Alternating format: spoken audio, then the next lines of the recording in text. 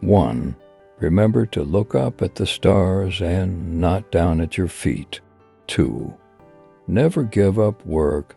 Work gives you meaning and purpose, and life is empty without it. 3. If you are lucky enough to find love, remember it is there and don't throw it away. We are just an advanced breed of monkeys on a minor planet, of a very average star, but we can understand the universe that makes us something very special. Quiet people have the loudest minds. Life would be tragic if it weren't funny. Intelligence is the ability to adapt to change. For millions of years, mankind lived just like the animals. Then something happened which unleashed the power of our imagination. We learned to talk and we learned to listen. Remember to look up at the stars and not down at your feet. Try to make sense of what you see and wonder about what makes the universe exist. Be curious.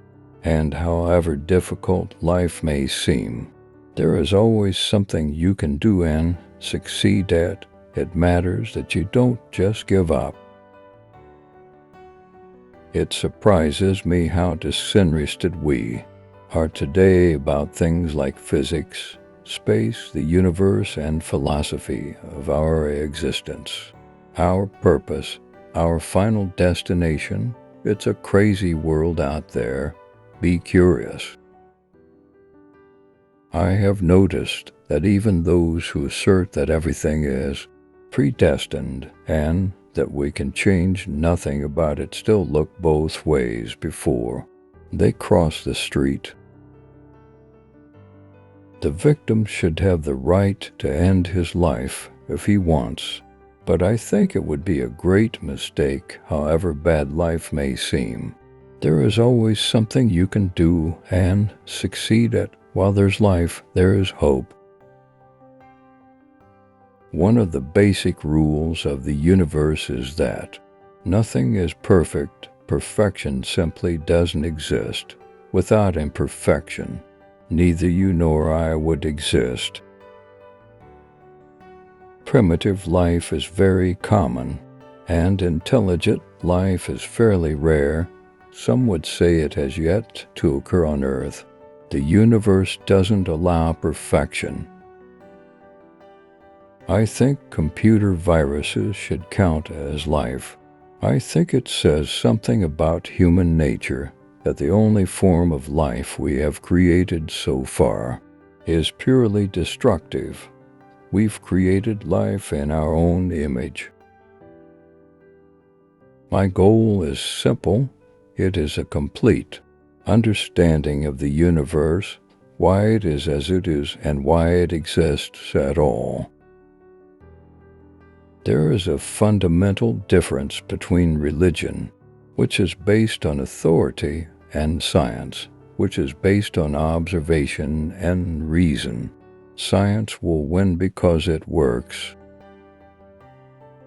If time travel is possible, where are the tourists from the future? People who boast about their IQ are losers. The thing about smart people is that they seem like crazy people to dumb people. I'm not afraid of death, but I'm in no hurry to die.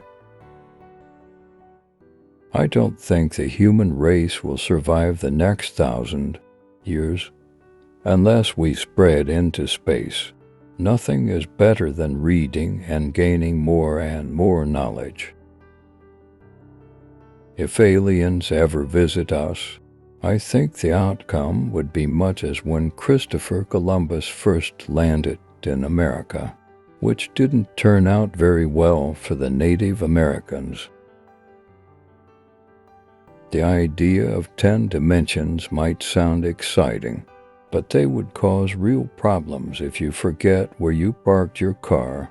The human capacity for guilt is such that people can always find ways to blame themselves. I like physics, but I love cartoons. The increase of disorder or entropy is what distinguishes the past from the future, giving a direction to time. Be brave, be curious, be determined, overcome the odds. It can be done. We are in danger of destroying ourselves by our greed and stupidity. We cannot remain looking inwards at ourselves on a small and increasingly polluted and overcrowded planet. Government works best under the glare of public scrutiny. Absent such scrutiny, abuses occur. When we see the Earth from space, we see ourselves as a whole. We see the unity, and not the divisions. It is such a simple image with a compelling message. One planet, one human race. If the government is covering up knowledge of aliens, they are doing a better job of it than they do at anything else. I regard the brain as a computer which will stop working when its components fail. There could be whole anti-worlds and anti-people made out of anti-particles. However, if you meet your anti-self, don't shake hands. You would both vanish in a great flash of light. We find ourselves in a bewildering world.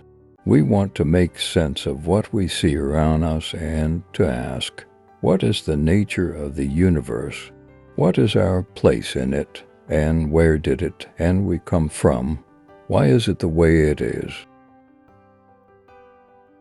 The human race is just a chemical scum on a moderate-sized planet, orbiting around a very average star in the outer suburb of one among 100 billion galaxies. We are so insignificant that I can't believe the whole universe exists for our benefit. The universe does not behave according to our preconceived ideas. It continues to surprise us women's. They are a complete mystery to me. I am just a child who has never grown up. I still keep asking these how and why questions. Occasionally I find an answer. If one is physically disabled, one cannot afford to be psychologically disabled as well. It's the gravity that shapes the large-scale structure of the universe, even though it is the weakest of four categories of forces. My advice to any heartbroken young girl is to pay close attention to the study of theoretical physics, because one day there may well be proof of multiple universes. It would not be beyond the realms of possibility that somewhere outside of our own universe lies another different universe